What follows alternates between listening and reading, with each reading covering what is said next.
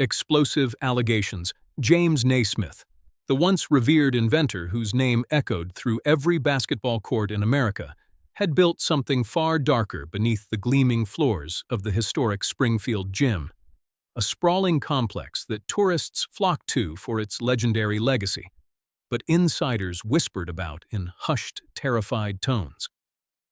For years, the respected academy headmaster had allegedly orchestrated a criminal empire of teacher-student sex trafficking that preyed on vulnerable young boys like 15-year-old Ethan Brooks, turning what should have been a sanctuary of education and sport into a nightmare of manipulation, drugging, and repeated assaults. The shocking claims that finally surfaced after years of silence painted a horrifying picture of power abuse hidden in plain sight, where Naismith's charismatic smile masked a twisted scheme that exploited innocence for his own depraved gains. It all began on what seemed like an ordinary autumn afternoon, when Ethan Brooks, a bright-eyed sophomore with dreams of becoming a star athlete, first stepped into the echoing halls of Springfield Academy. Drawn by the promise of elite coaching and the chance to follow in the footsteps of basketball legends. Little did he know that the man at the center of it all, James Naismith himself, would become the architect of his destruction. Naismith, a towering figure in his late 50s, with salt and pepper hair, piercing blue eyes, and an aura of unassailable authority, had risen through the ranks. Not just as an educator, but as a cunning operator who controlled every aspect of the academy's operations, from the athletic programs to the after-hours activities that no one dared question.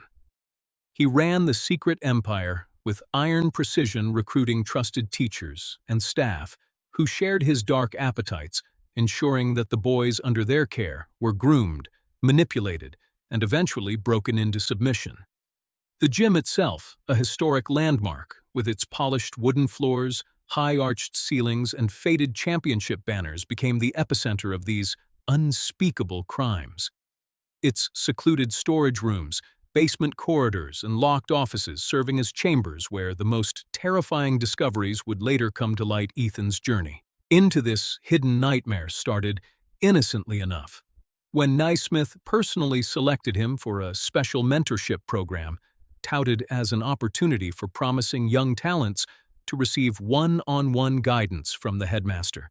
Himself, the boy, eager and trusting, felt a surge of pride as he was invited to late evening sessions in the Riverside Hall section of the gym, a grand space named after the river that flowed nearby.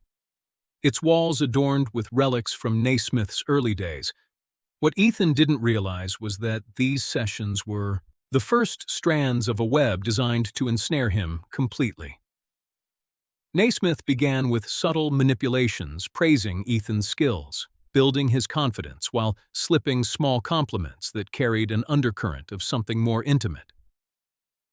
The boy, flushed with the attention of such a powerful mentor, ignored the warning signs as the headmaster's hand lingered a second too long on his shoulder during drills, or as their conversations drifted into personal territory that felt oddly charged. The power imbalance was stark. Naismith, the untouchable leader of the academy, and Ethan, the impressionable 15-year-old from a struggling family background who saw this as his ticket to a better future. As weeks turned into months, the grooming intensified. Naismith introduced Ethan to a special recovery drink after intense training sessions, claiming it was a secret formula to boost performance and recovery. But in reality, it was laced with drugs that clouded the boy's mind, made his limbs heavy and his thoughts fuzzy, leaving him vulnerable and disoriented on those fateful nights in the historic gym.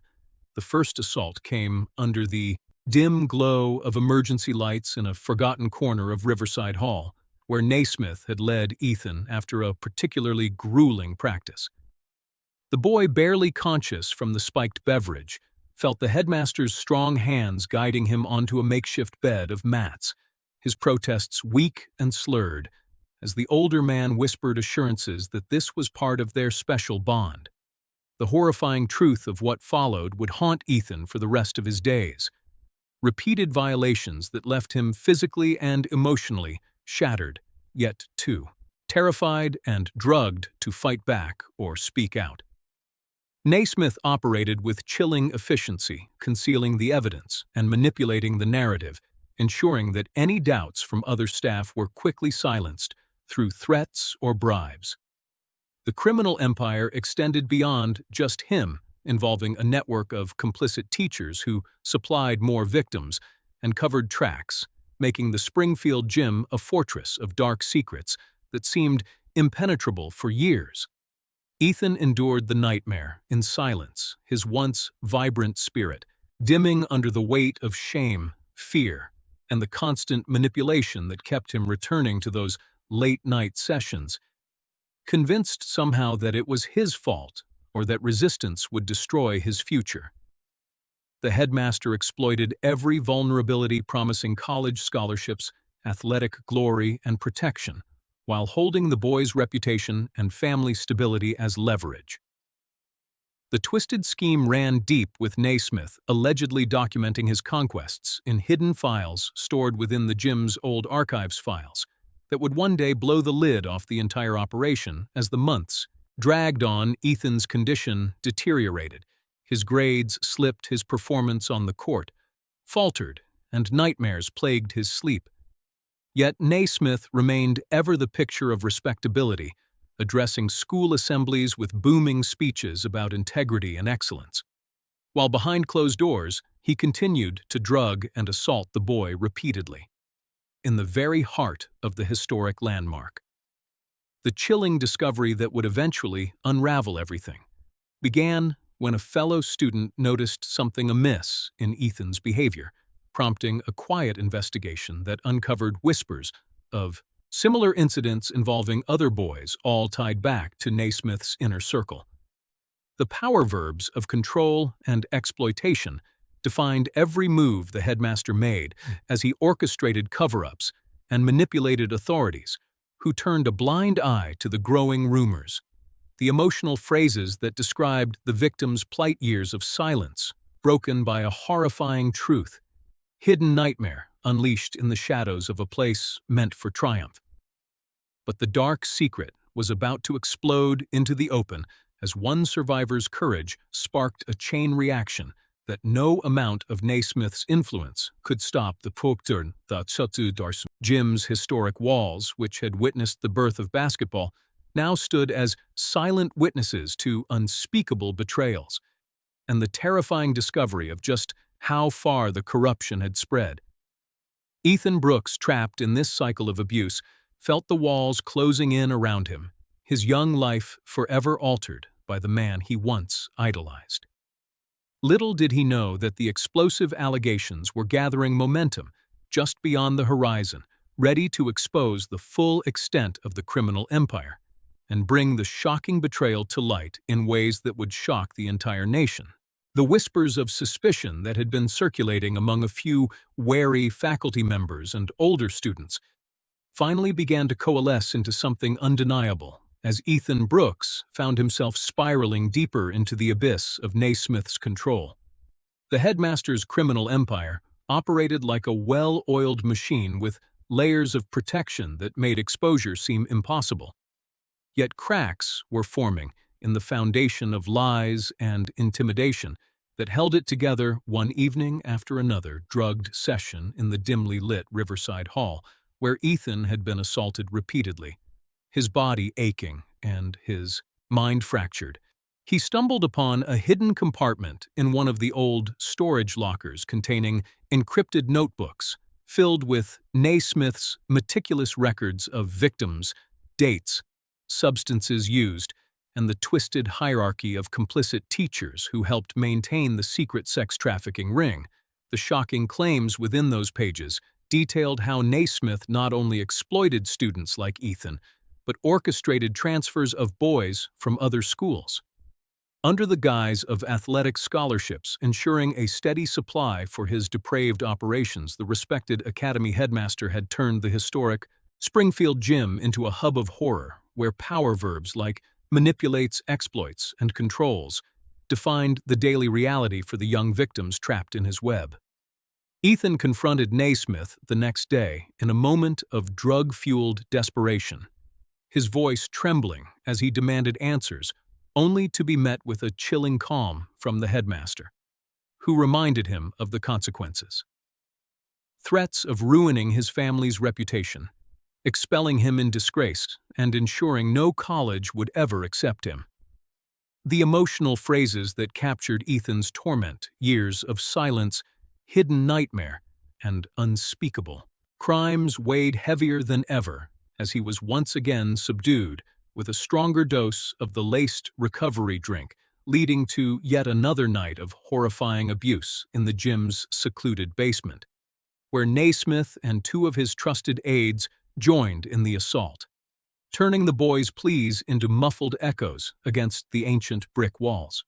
The dark truth exposed in those private moments revealed the full extent of the twisted scheme Naismith had built over decades, starting from his early days as a coach and escalating as he gained more authority. The gym's historic significance became a perverse shield, allowing him to host so-called elite training camps that were in reality hunting grounds for vulnerable teens like Ethan, whose family struggles made him an easy target for grooming and isolation.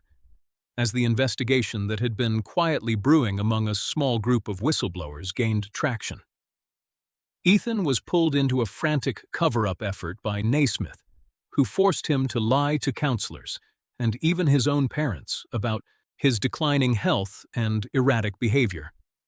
The boy complied out of fear, his spirit nearly broken by the repeated violations that left physical scars and psychological wounds too deep to heal. Quickly, the criminal empire's reach extended into local law enforcement with payoffs and favors, ensuring that early reports of misconduct were dismissed as teenage fantasies or rival school jealousies. But the bombshell report that would change everything was inching closer when one of the complicit teachers, a woman named Mrs. Hargrove, who had supplied drugs and lured additional victims, began to feel the pressure of her own guilt. She approached Ethan in secret during a school event, confessing her role in the operation and offering to help expose Naismith if he would join her.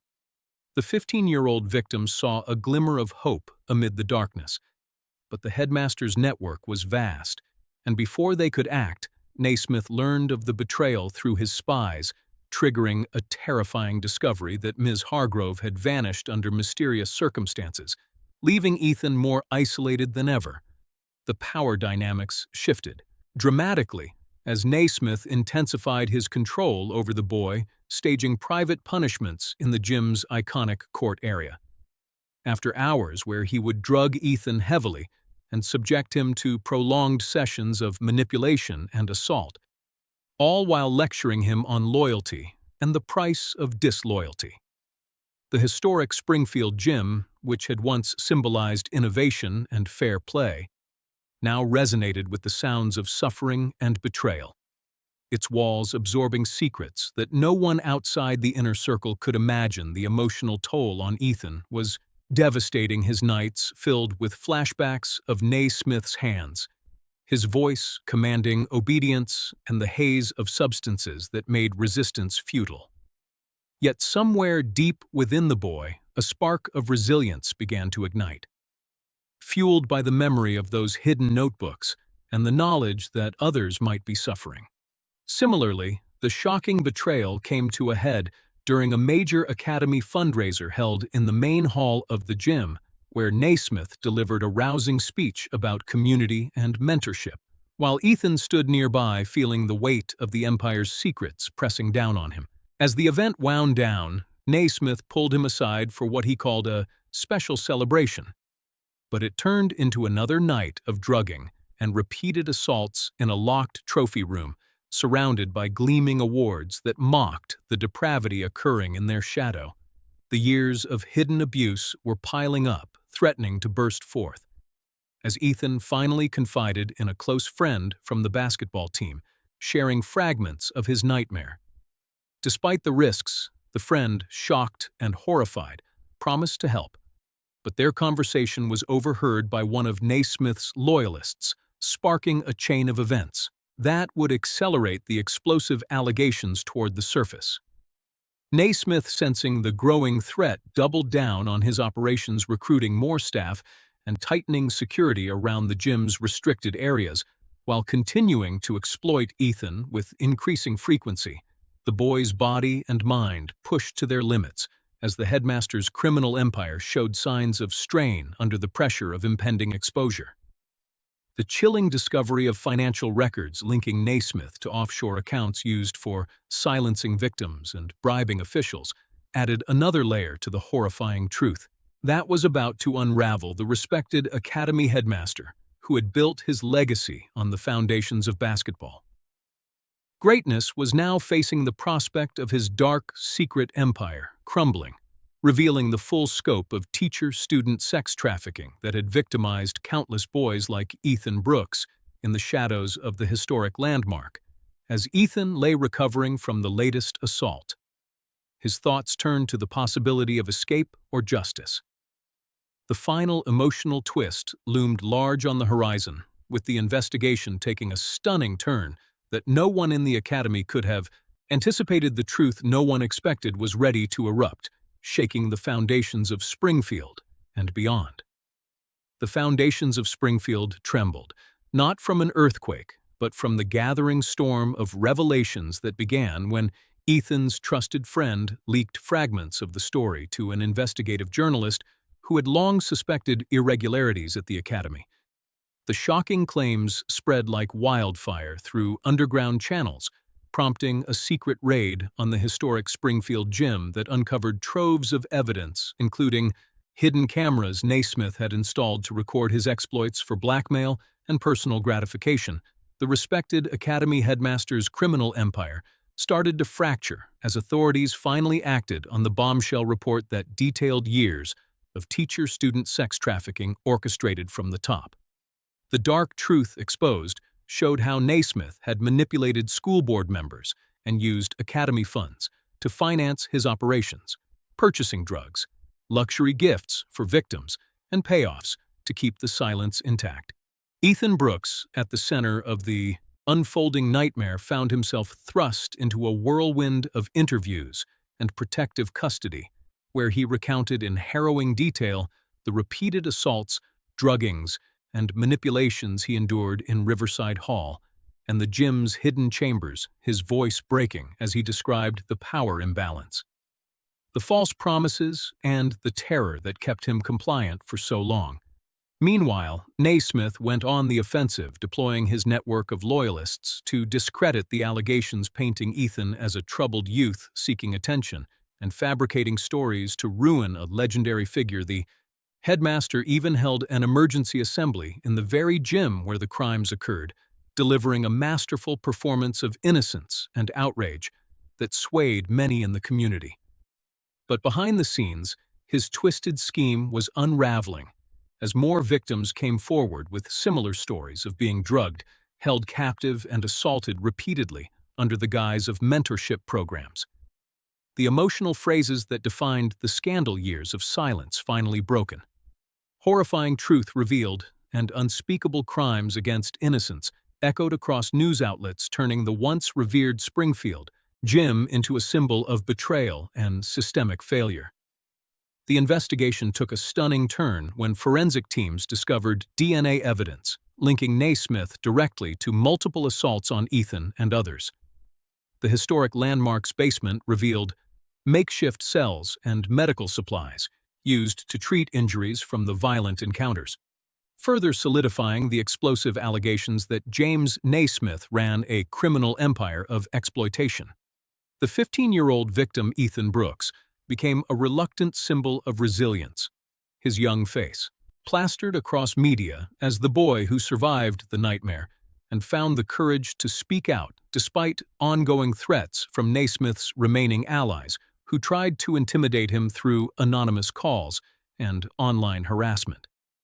Naismith himself evaded immediate arrest by fleeing to a private cabin near the river, but his empire continued to crumble as teachers within the ring turned on each other in desperate attempts to save themselves, revealing how the headmaster had personally selected Ethan for his looks, vulnerability, and athletic potential, making him a prized possession in the depraved hierarchy.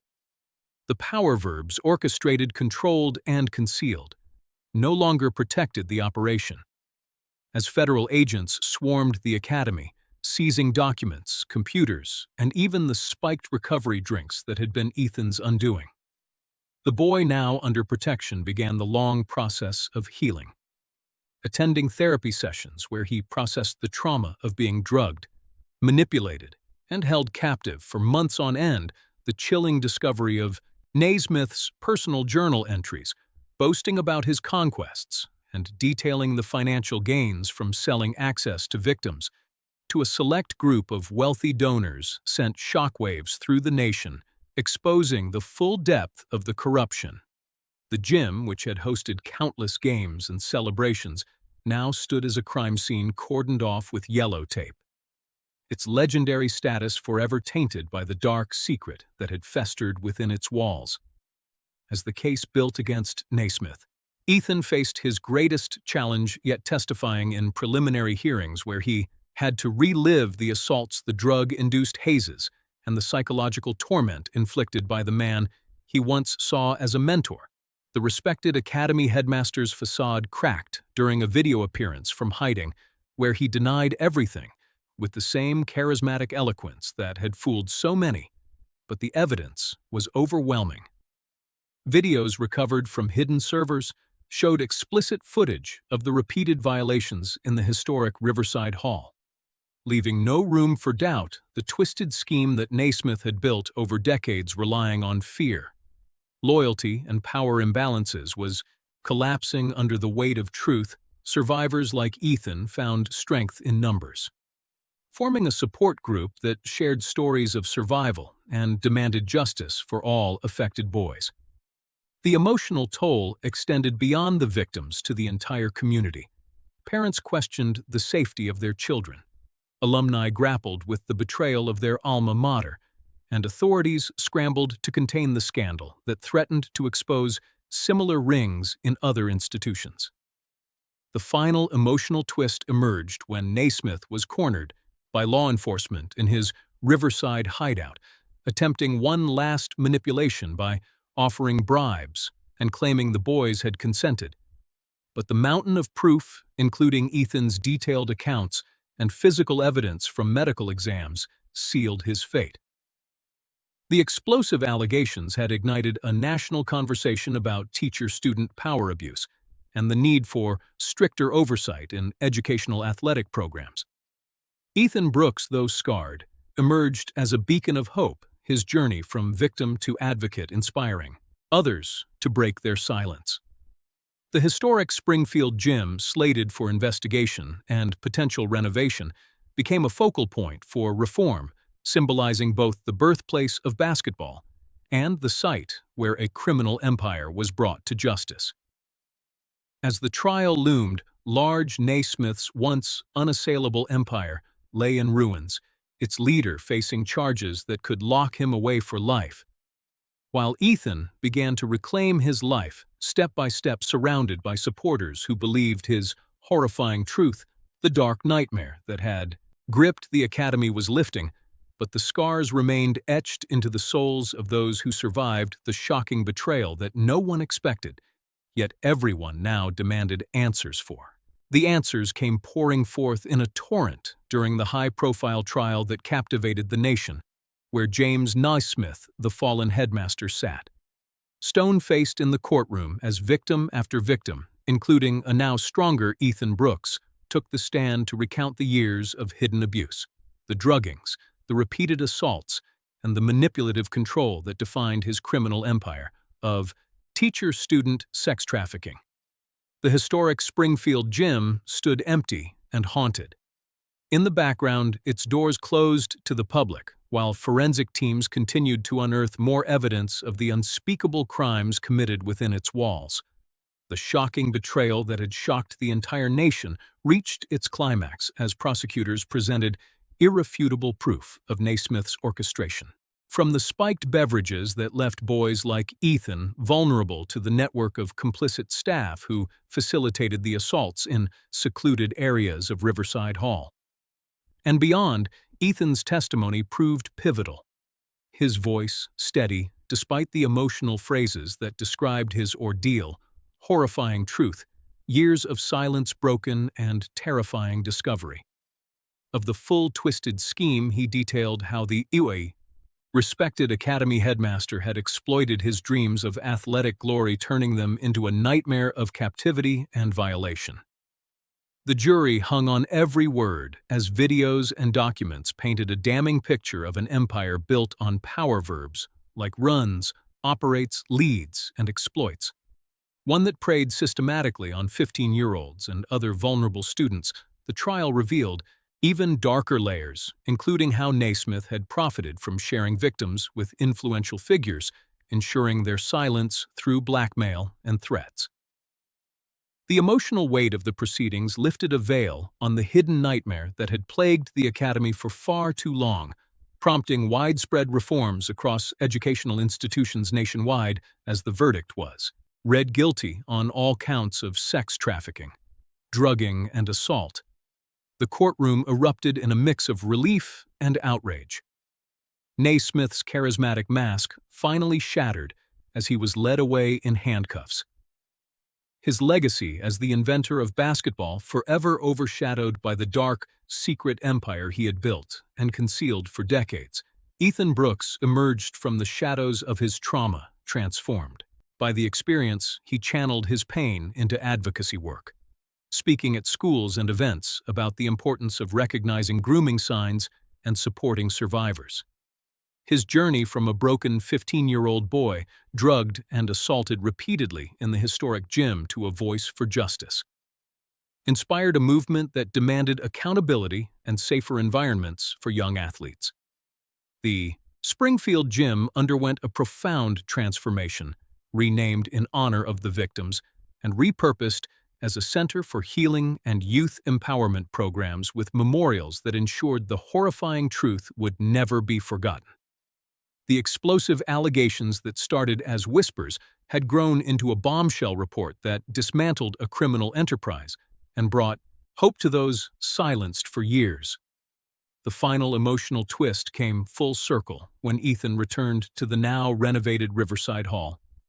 Not as a victim, but as a mentor himself, guiding other boys with warnings drawn from his own dark experiences, ensuring that no one else would suffer the same fate under the guise of authority. The nation watched as the story of James Naismith's fall from grace served as a cautionary tale about the abuse of power and the resilience of survivors. The historic landmark, once a site of unspeakable crimes, now stood as a beacon of redemption and reform, its walls echoing with stories of survival rather than silence.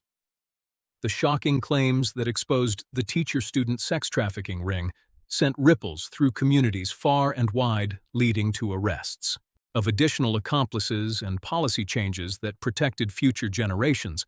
The dark truth exposed had finally set Ethan and the others free, allowing them to rebuild their lives beyond the shadow of the criminal empire that had once controlled them with iron precision. As the sun set over the river near Springfield, the gym's lights flickered on for a new purpose, celebrating triumphs of courage and justice rather than hiding horrors. The years of silence had ended. The hidden nightmare lifted, and the twisted scheme lay in ruins, thanks to the bravery of one 15-year-old victim and the collective demand for truth that no amount of manipulation could withstand. Ethan Brooks walked forward into a brighter future. His scars a testament to survival and the explosive allegations that changed everything, ensuring that the legacy of the historic Springfield Gym would forever honor the light that pierced through its darkest chapters.